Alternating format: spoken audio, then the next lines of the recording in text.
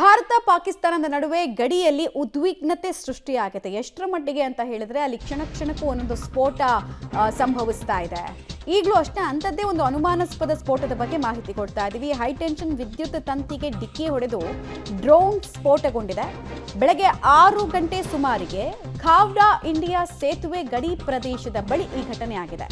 Drone ಗಡಿಯಾಚೆಯಿಂದ ಬಂದಿದ್ದ ಅಥವಾ ಇಲ್ಲಿಂದಲೇ ಹಾರಲ್ಪಟ್ಟಿದ್ದ, ಆಕ್ಸಿಡೆಂಟ್ಲಿ ಈ ಡ್ರೋನ್ ಅಲ್ಲಿ ನ್ಯೂಟ್ರಲೈಸ್ ಆಯ್ತಾ, ಎಲ್ಲದರ ಬಗ್ಗೆ ಕೂಡ ಈಗ ಪೊಲೀಸ್ ಮತ್ತು ವಾಯುಪಡೆಯಿಂದ ತನಿಖೆಗಳಾಗ್ತಾ ಇದೆ ಅನ್ನೋದ್ರ ಮಾಹಿತಿ ಸಿಗ್ತಾ ಇದೆ. ನೋಡಿ, ಇದು ಡ್ರೋನ್ನ ಅವಶೇಷಗಳು ಅಲ್ಲಿ ಪತ್ತೆ ಆಗಿದೆ. ಸೊ ಆತ್ಮಾಹುತಿ ಬಾಂಬರ್ ರೀತಿಯಲ್ಲಿ ಡ್ರೋನ್ ಕೆಲಸ ಮಾಡ್ತಾ ಇತ್ತಾ ಅಥವಾ ಇನ್ನೇನೋ ಟಾರ್ಗೆಟ್ ಇಟ್ಕೊಂಡು ಇನ್ನೆಲ್ಲೋ ಬಂದು ಬಿತ್ತ ಅನ್ನೋದು ಕೂಡ ಪ್ರಶ್ನೆಯಾಗಿ ಉಳಿತಾ ಇದೆ. ಯಾವುದು ಚಾನ್ಸ್ ತೆಗೆದುಕೊಳ್ಳೋದಕ್ಕೆ ಭಾರತೀಯ ಸೇನೆ ಮತ್ತು ಇಂಟೆಲಿಜೆನ್ಸ್ ಅಧಿಕಾರಿಗಳು ರೆಡಿ ಇಲ್ಲ. ಹೀಗಾಗಿ ಇನ್ವೆಸ್ಟಿಗೇಷನ್ ಅನ್ನು ಜಾರಿಗೊಳಿಸಿದ್ದಾರೆ ಅನ್ನೋದು ಗೊತ್ತಾಗ್ತಾ ಇದೆ. ನಿರಂತರವಾಗಿ ದಾಳಿಗಳು, ಪ್ರತಿ ದಾಳಿಗಳು ಆಗ್ತಾ ಇದೆ. ಹೈಟೆನ್ಷನ್ ವಿದ್ಯುತ್ ತಂತಿಗೆ ಡಿಕ್ಕಿ ಹೊಡೆದು ಈ ಡ್ರೋನ್ ಸ್ಫೋಟಗೊಂಡಿದೆ ಅನ್ನೋದರ ಮಾಹಿತಿ. ಡೀಟೇಲ್ಸ್ ಕೊಡ್ತಾರೆ. ನೇರ ಸಂಪರ್ಕದಲ್ಲಿ ಜಾಯ್ನ್ ಆಗ್ತಿದ್ದಾರೆ ನರಸಿಂಹಮೂರ್ತಿ. ಈಗ ಡ್ರೋನ್ ನಮ್ಮದ ಅಥವಾ ಅವರದ್ದ ಅಥವಾ ಭಯೋತ್ಪಾದಕರು ಇನ್ನೇನೋ ಕೃತ್ಯ ಮಾಡೋದಕ್ಕೆ ಬಳಸಿದ್ರ? ಏನೇನು ಪ್ರಾಥಮಿಕ ಮಾಹಿತಿ ಸಿಗ್ತಾ ಇದೆ? ಎಲ್ಲಿ ಎಕ್ಸಾಕ್ಟ್ಲಿ ಇದು ಡಿಟೆಕ್ಟ್ ಆಗಿದ್ದು?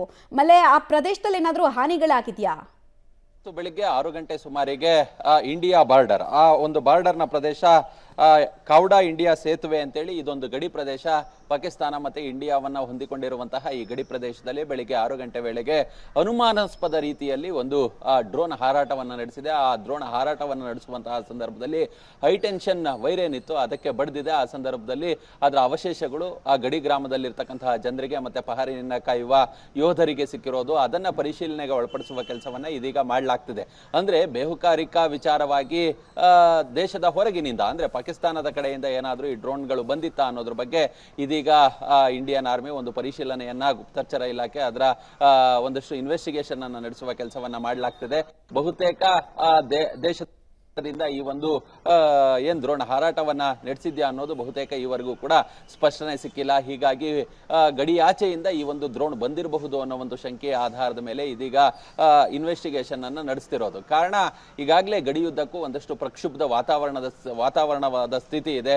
ಅದ್ರ ಜೊತೆಗೆ ಅಲ್ಲಲ್ಲಿ ನಿಯಮಗಳನ್ನ ಉಲ್ಲಂಘನೆ ಮಾಡುವ ಕೆಲಸವನ್ನ ಪಾಕ್ ಯೋಧರು ಮಾಡ್ತಿದ್ದಾರೆ. ಹೀಗಾಗಿ ಈ ಕೃತ್ಯವೂ ಕೂಡ ಈ ನೀಚರ ಕೃತ್ಯ ಇರಬಹುದಾ ಅನ್ನೋ ಒಂದು ಶಂಕೆಯ ಮೇಲೆ ಇದೀಗ ಆರ್ಮಿ ತನ್ನ ಇನ್ವೆಸ್ಟಿಗೇಷನ್ ಅನ್ನ ಮುಂದುವರಿಸಿರೋದು. ಮಮತಾ, ರೈಟ್. ಧನ್ಯವಾದ ನರಸಿಂಹಮೂರ್ತಿ ತಮ್ಮೆಲ್ಲ ಮಾಹಿತಿಗಾಗಿ.